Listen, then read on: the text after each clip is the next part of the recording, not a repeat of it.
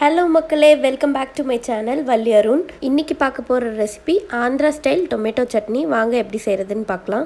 கடாய் வச்சு கொஞ்சமாக எண்ணெய் ஆட் பண்ணிக்கோங்க. இதில் 2 டேபிள் ஸ்பூன் உளுந்து, 1 ஸ்பூன் ஜீரகம், 2 டேபிள் ஸ்பூன் எள்ளு, 2 வரமிளகாய், கொஞ்சமாக கருவேப்பிலை போட்டு நல்லா பொரிச்சு எடுத்துக்க போகிறோம். இது நல்லா கோல்டன் ப்ரௌன் கலரில் ரோஸ்ட் ஆகணும். ஸோ ஒரு 5 மினிட்ஸ் ஆகும். ஸ்லோ ஃப்ளேம்லேயே ரோஸ்ட் பண்ணுங்கள். நல்லா இந்த கன்சிஸ்டன்சிக்கு வரணும். இப்போ ஒரு பிளேட்டில் ட்ரான்ஸ்ஃபர் பண்ணி ஆற வச்சுக்கோங்க. இதை தண்ணி ஊற்றாமல் ஒரு ஃபைன் பவுடராக அரைச்சி எடுத்துக்கோங்க. அதே கடாயில் கொஞ்சமாக எண்ணெய் ஆட் பண்ணிக்கோங்க. ஒரு பச்சை மிளகா போட்டுக்கிறேன். 8 பல் பூண்டை தோல் உரித்து வச்சுருக்கேன், அதை ஆட் பண்ணிக்கிறேன். இப்போது இந்த பச்சை மிளகாயும் பூண்டும் நல்லா ரோஸ்ட் ஆகணும். கொஞ்சம் அந்த கண்ணாடி பதம் வர அளவுக்கு மாறணும். இதில் 3 தக்காளியை நான் கட் பண்ணி வச்சுருக்கேன், அதை ஆட் பண்ணிக்கிறேன். இந்த தக்காளிக்கு தேவையான உப்பு ஆட் பண்ணிக்கோங்க. நான் கல்லுப்பு ஆட் பண்ணியிருக்கேன்.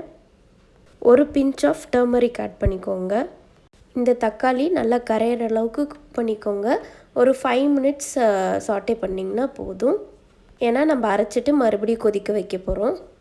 இதை மிக்ஸி ஜாருக்கு ட்ரான்ஸ்ஃபர் பண்ணி நல்லா ஒரு ஃபைன் பேஸ்ட்டாக அரைச்சி எடுத்துக்க போகிறோம். அகெயின் கொஞ்சமாக எண்ணெய் ஆட் பண்ணி ஒரு 1/4 ஸ்பூன் கடுகு போட்டுக்கோங்க.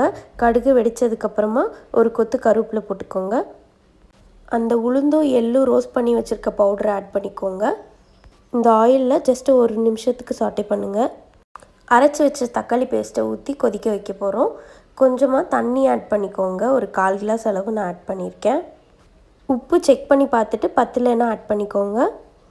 ஃபைனல் ஸ்டேஜில் கொஞ்சமாக நல்லெண்ணெய் ஆட் பண்ணி நல்லா கொதிக்க விடுங்க.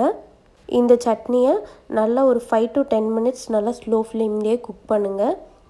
நல்லா தண்ணியெல்லாம் ட்ரை ஆகி திக் கன்சிஸ்டன்சி வரணும். அவ்வளோதான், இந்த சட்னி சூப்பராக ரெடி ஆயிடுச்சு. இப்போது இதை நான் ஒரு கப்புக்கு ட்ரான்ஸ்ஃபர் பண்ணிக்கிறேன். ஒரு யம்மியான Andhra style tomato chutney is ready. இது இட்லி தோசைக்கு ஒரு ஆப்டான காம்பினேஷன். இந்த ரெசிபி உங்களுக்கு பிடிச்சிருக்குன்னு நம்புகிறேன். இன்னொரு இன்ட்ரெஸ்டிங் ரெசிபியில் உங்களை சந்திக்கிறேன். தேங்க்ஸ் ஃபார் வாட்சிங். Please subscribe my channel. Bye bye.